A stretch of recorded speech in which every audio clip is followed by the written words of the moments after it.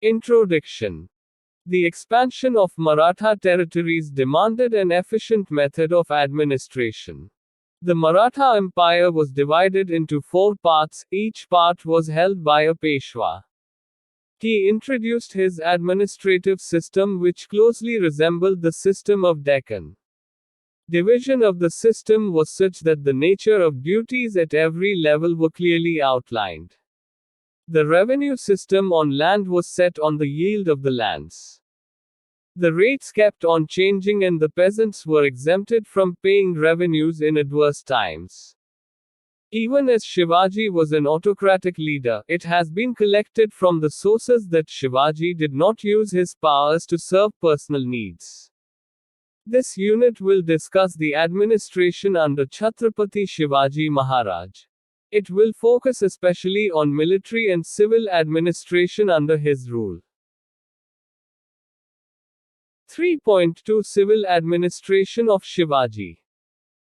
Shivaji is famous in Indian history not only for being a brave and daring person, a successful general, founder of an empire, but also as a great administrator and a ruler. He laid the foundation of a strong administrative system.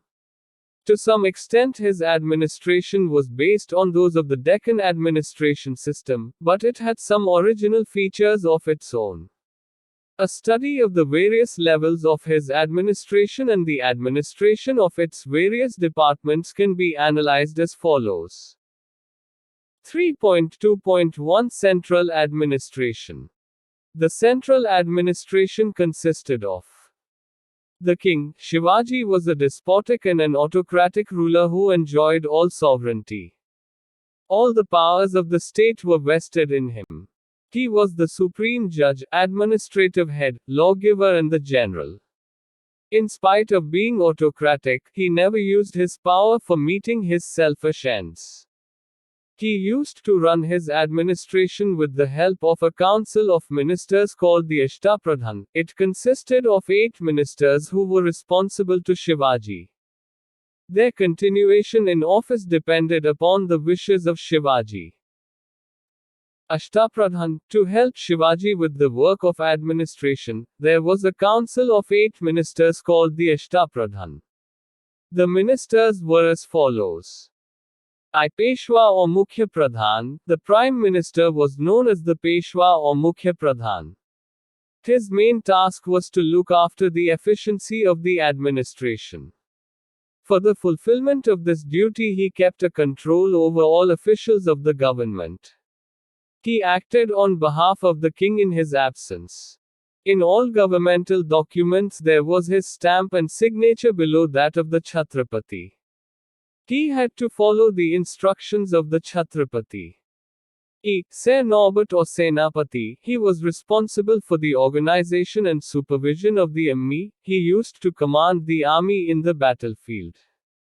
He used to give an accurate account of the booty to the Chhatrapati. It was he who informed Chhatrapati about the requests and requirements of the soldiers. His main duties were recruitment of soldiers, organization of army and maintenance of discipline. Amateur or finance minister, he was in charge of the income and expenditure of the state. He was not only the finance minister, but also had to perform active military service at the time of war. He had to acknowledge the orders of the Chhatrapati in all the acts performed by him.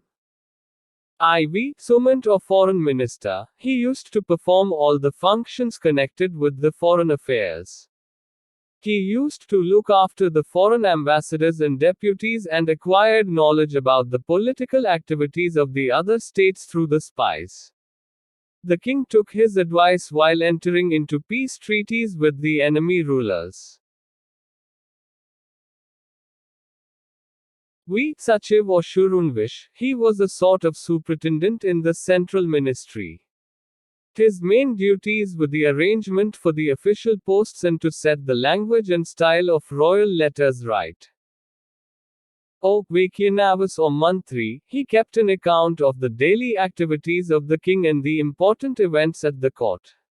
He also prepared a list of the people desirous of visiting the king and kept a strict vigil over the food, and so forth prepared for the king.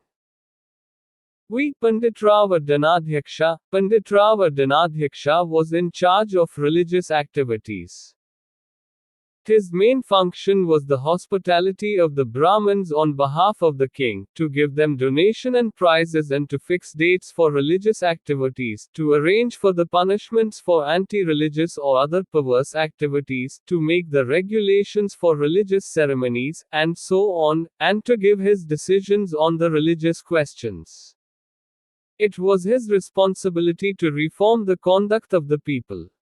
Nyayadhisha, he was the highest official of judicial department.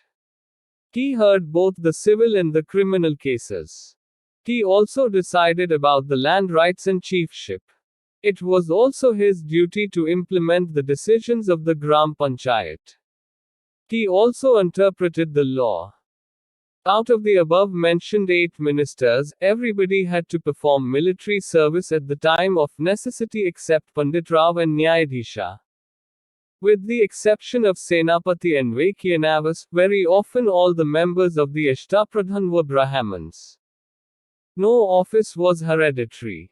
On all official documents, firmans and peace documents, on the top there were the signatures of the king, then the Peshwa, and at the bottom were those of Amartya, Vaikyanavas, Sachiv and Sumant.